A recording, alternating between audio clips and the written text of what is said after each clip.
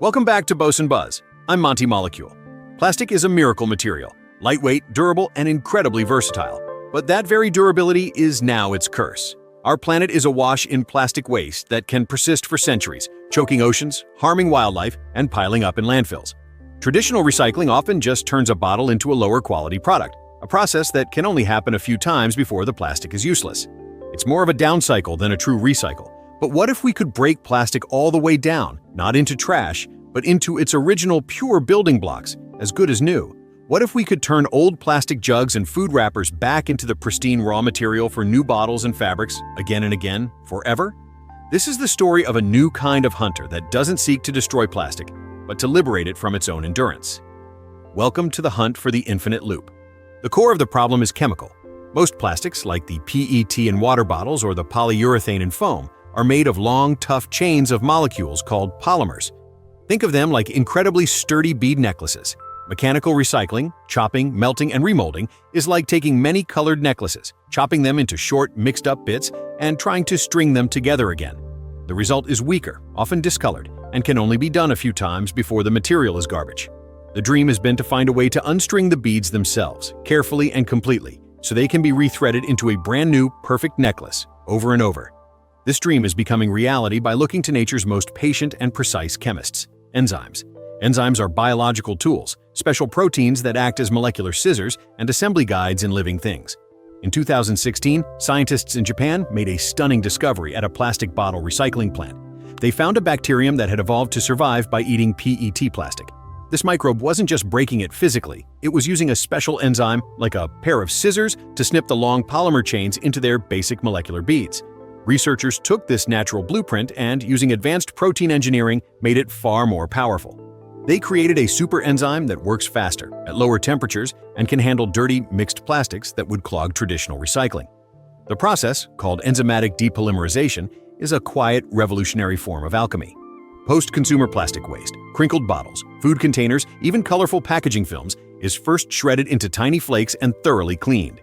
These flakes are then fed into a large, warm, gently agitated bioreactor, a kind of industrial-sized digestive stomach. Inside, they're bathed in a solution teeming with trillions of these engineered super-enzymes. The enzymes don't attack randomly. Each one is a specialist, shaped to recognize and grip a very specific sequence on the plastic polymer chain, like a key fitting a lock.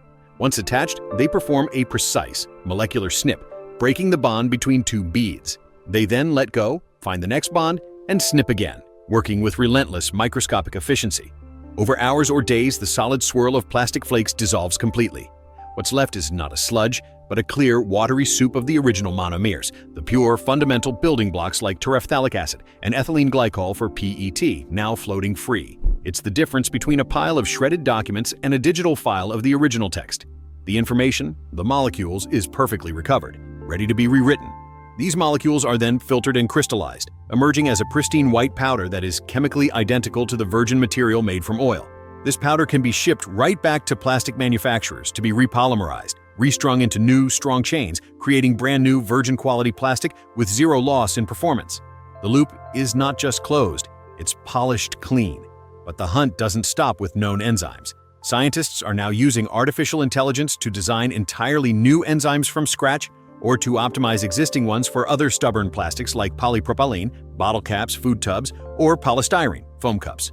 The AI sifts through millions of possible protein shapes and chemical pathways to dream up the perfect molecular scissor for a specific plastic, accelerating discovery from years to weeks. This is a toolbox that keeps growing. Alongside the biological hunters, chemical processes are also advancing. A technique called pyrolysis uses controlled high heat in an oxygen-free environment to break down mixed plastic waste, not into monomers, but into a synthetic crude oil. This oil can then be refined back into the raw ingredients for making new plastics or fuels. It's a more brute force approach than the delicate enzyme method, but it can handle the complex contaminated mix that ends up in our household bins. The impact of this shift is revolutionary for our relationship with materials. It moves us from a linear take, make, dispose economy to a true circular one. Plastic is no longer seen as waste with an end of life, but as a valuable resource temporarily in use. It slashes the need for new oil extraction to make plastic. It dramatically reduces energy use compared to making plastic from scratch. and it offers a real solution for the millions of tons of non-recyclable, low-value plastic that currently has nowhere to go but a landfill, incinerator, or the environment. The ultimate vision is a future where every plastic product is designed with its own disassembly in mind, and every sorting facility is equipped with a battery of enzymatic or chemical hunters tailored to different plastic types. A discarded toy could be broken down to its core chemicals and reborn as a medical device.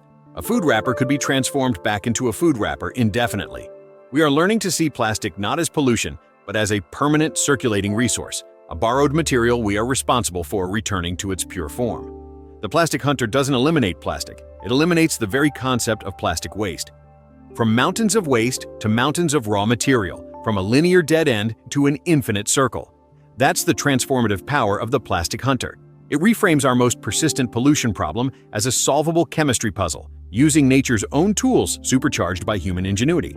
It's a future where our synthetic world is truly sustainable, and every piece of plastic ever made can live 1,000 useful lives.